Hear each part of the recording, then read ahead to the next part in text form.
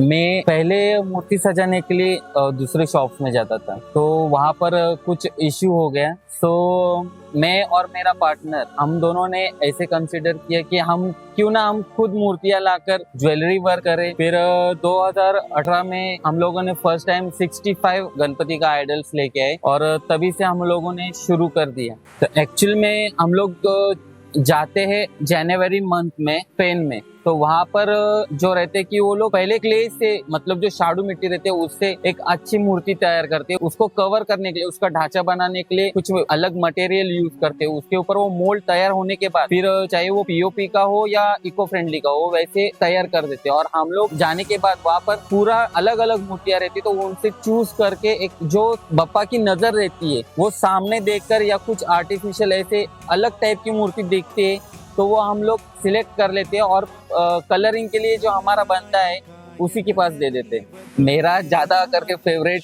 जो diamond work और cloth work है, क्योंकि कैसा कि जब बप्पा रेडी पूरा हो जाते हैं तो उनकी जो आंखों से आके बात करने की जो एक टेक्निक होती है, मतलब जो एक उसमें मजा आता है कि बप्पा पूरे रेडी हो गए और उन्हें एक कपड़ा लगाने के लिए डायमंड वर्क करने के लिए वो ज्यादा अच्छा लगता है। हर एक को एक अपना बप्पा बना कर फैमिली के साथ हो या सेपरेटली हो वो बनाना सीखना चाहिए, क्योंकि उसमें एक अलग ही मजा आता है और वो फेस्टिवल का जो जोश होता है वो एक अलग होता है। लोकांच्या घरी गणेश चतुर्थीला गणपती बसतात, पण आमच्या बिझनेसच्या मुळे आमच्या दुकानात 2 महिना अगोदरच बाप्पा बसलेला असतो।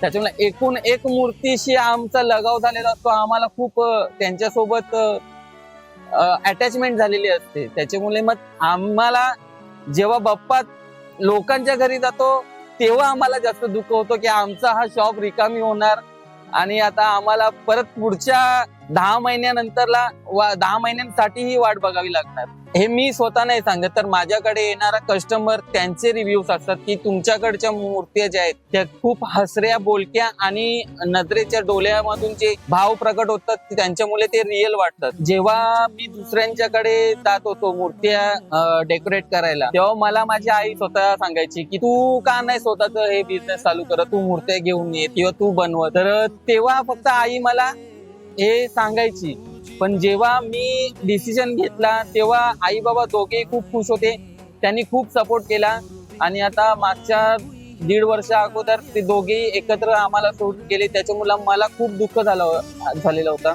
आई बाबाचं जे सपोर्ट असतं मुलांच्या पाठीमागे ते खूप एक महत्वाचं असतं आणि ते माझ्या पाठून आता निघून गेलेले, तरी मी हा बिझनेस त्यांच्या आठवणी आणि त्यांच्या आवडीच्यासाठी पुढे कायम करत आहोत।